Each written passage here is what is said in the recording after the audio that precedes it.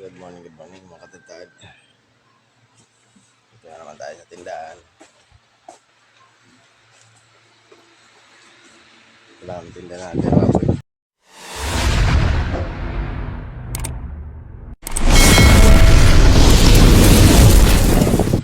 Good morning mga katatad. Sa mapagpalang umaga na naman uli. Ayan, para sa mga bogang butcher dyan, no? Ayan, shoutout po sa inyong lahat. Mga patadtad, maghahanda pala tayo ng ating paninda sa araw na ito, no? Araw ng Martes pa rin mga katadtad. Update ko lang sa inyo mga katadtad.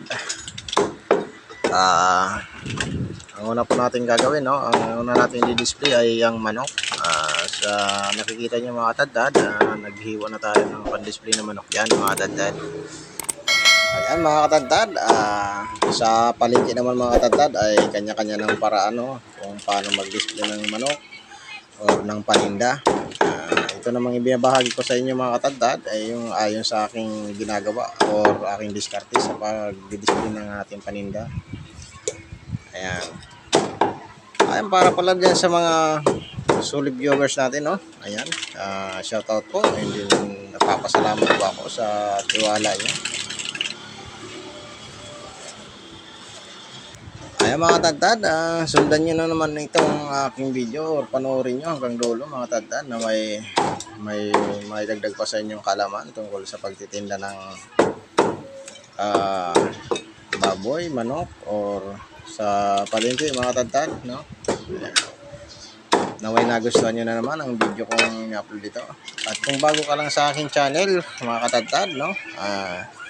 Huwag mo nang kalimutan mag-subscribe para naman medyo ganahan pa tayo mag-content, no? Ayan, ganito lang ang content ko lagi sa araw-araw. Ang mga ginagawa natin sa araw-araw, ayan, gusto ko lang ibahagi sa inyo kung ano yung mga kaalaman ko tungkol sa pagtitinda, no? Kasi bilang isang tindero, ayon sa akin experience sa pagtitinda, gusto kong ibahagi sa inyo, no? Mga katadtad na ating ginagawa. Ayan mga katadtad, no? Tapos na tayo dyan mag-display ng manok, oh. Pag-display ng manok. Kung napapansin nyo mga katadtad, kasama yung atay, no? Dito sa ating buong manok na display. Ganyan ako mag-display mga katadtad. Gawa ng wala tayong space. Nakikita nyo naman, napaka-kitid ng ating mesa, no? Ayan. Malit lang kasi talaga itong ating pwesto. Kaya pinagkakasya na lang natin yung mga, ano. Ayan. Tapos lang pala natin dyan magkalas ng ating baboy. Napakalaki yun ng baboy natin ngayon mga katadtad. Ayan. Ayan, shoutout po sa inyong lahat mga ka-viewers, no? Mga subscriber natin dyan. Ayan. Naman may natutunan kayo dito sa aking video. Ayan. Dito mga katadtad, no? Biglang tumawag yung ating masugid na suki, customer sa karinderya or kantin, no? Restaurant. Nag-order siya ng liempo. Yan ang ginagawa natin muna mga katadtad, ang liempo. Ang order niya pala ay i-slice natin ng pang-ihaw, no? Pero pinapahati niya sa gitna.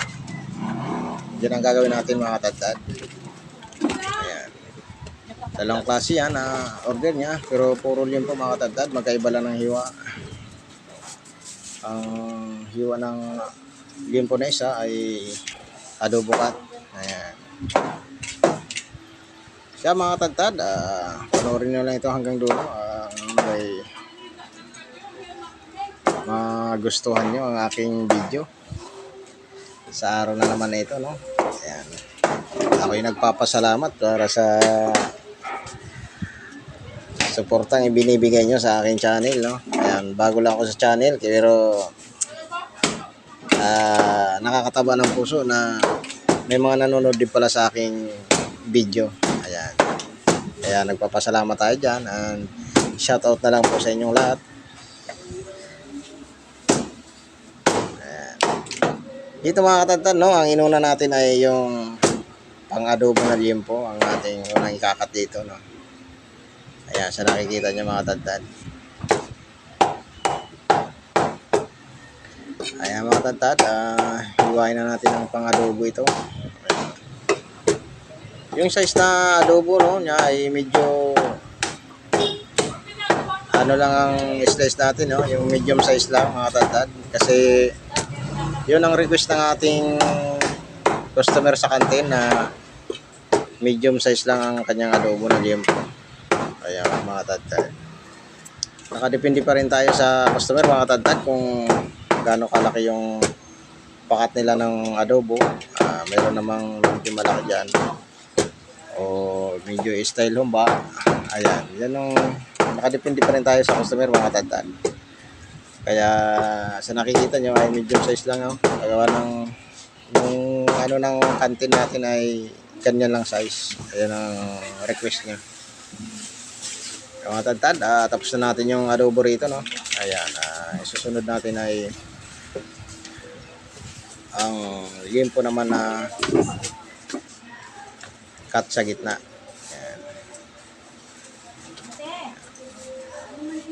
Dito pala mga tadtad no, magkakat na tayo ng liempong pangihaw o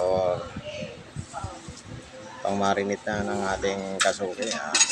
Kaya ang pag-slice pala ng liempo mga tadtad no, ay kailangan nakalapat ng maayos yung liempo natin sa sangkalan kasi pag hindi nakalapat ay yung hindi pantay yung hiwa ng liempo.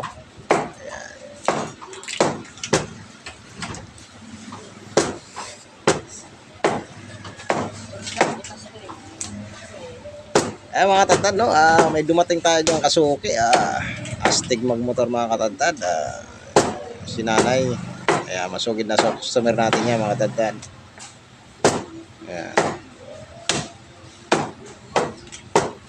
Kaya mga tadtad, sa nakikita nyo no, ganyan tayo mag-slice ng liempo. Smooth na smooth lang mga tadtad. Kaya nang pinisigurado nating maganda ang slice ng liempo natin para naman babalik-balikan ng ating kasuke or customer mga tadtad. Mga tadtad, shoutout na lang po. Panoorin nyo ito hanggang dulo mga tadtad. 63. Naway magkaroon pa kayo ng dagdag kalaman tungkol sa pagtitinda ng baboy no. Ayan. Ano? Ulam? Ano order?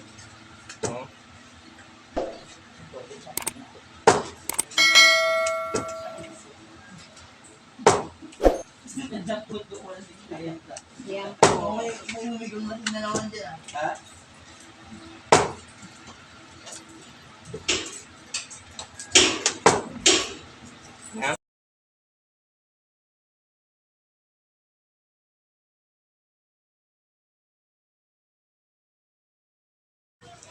Ayan mga tadtad, tayo magkape muna no. Ayan, at medyo na lumalamig na ang kape natin. Gawa ng busy-busy talaga tayo mga tadtad. Ayan mga tadtad, ito na palang ating susunod gagawin no. Tapos na tayo mag-slice ng ating pan-deliver sa kantin no, or sa restaurant. Ito na ang ginagawa natin, gagawin natin no. Maghiwa na tayo ng limpo-limpuhan mga tadtad. Ayan, sa nakikita nyo mga tadtad. Yan po ay limpo-limpuhan. Kung nakikita nyo mga tadtad no, ang pag-slice ko ng limpo-limpuhan ay dahan-dahan. Sinasigurado po natin yung bawat tama ng ating panaga ay sakto doon sa size na gusto natin, sa nipis na gusto natin mga tadtad. Ayan mga tadtad, naway may nagustuhan nyo na naman itong aking video no. Ayan, shoutout na lang po sa inyong lahat mga tadtad. Ayan mga katadtad, shoutout po na lang sa inyong lahat dyan mga ka-viewers natin no. Ayan, kung bago ka pa lang sa ating YouTube channel, huwag mo kalimutan mag-subscribe, mag-like and share. And huwag mo na rin kalimutan i-click ang notification bell mga katadtad para updated ka pa sa mga susunod pa natin video. Ayan mga katadtad. Ayan mga katadtad, hanggang dito na lang at medyo nagagalit na itong alaga naming dogi-dogi dito at medyo gutom na. Ayan, shoutout na lang po sa lahat. And then, salamat sa inyong panonood sa aking video. Ayan, salamat mga katadtad.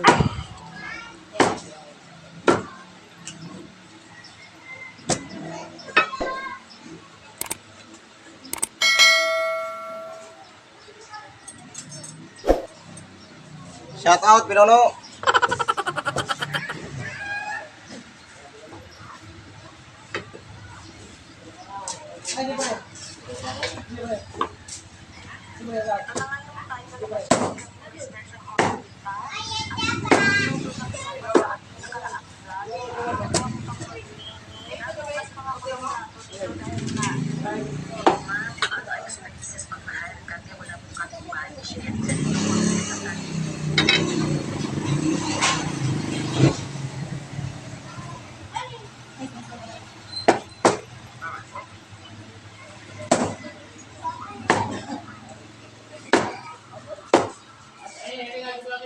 Ano rin yung bearing eh. Wala ko yung bearing doon.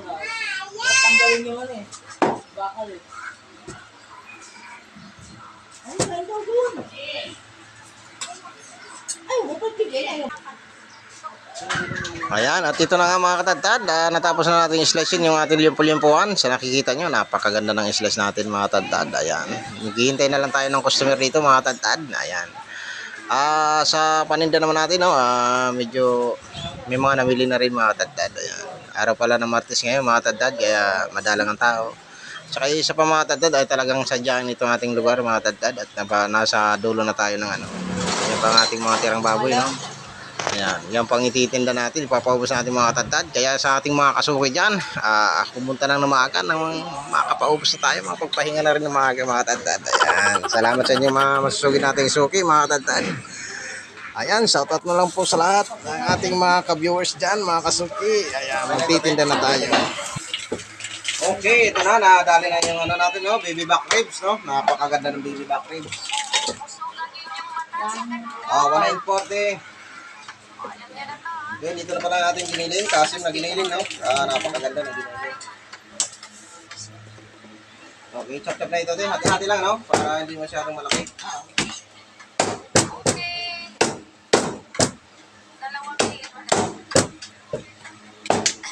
Ayan, shoutout pala dyan sa mga solid viewers natin, no? Ayan, from Thailand. Thailand viewers na Thailand, no? Hindi man tayo nakakaintindi ng salita nila, talaga may okay. Shoutout pala dyan sa mga kababayan natin yung nasa Taiwan. 140. Okay, 173. Ito na siya lahat pa guys. 3,067. Balot ba lang ay?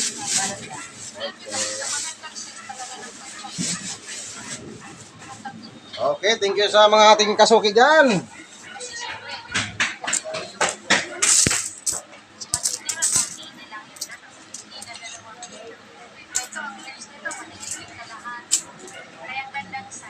Okay, thank you. Next customers. Pasok.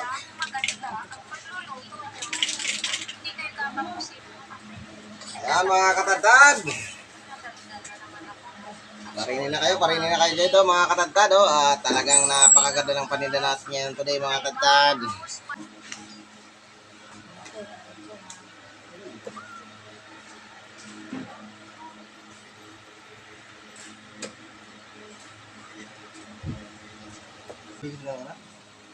Sangla daw, di mo ito. Putik na nga eh. Putik na.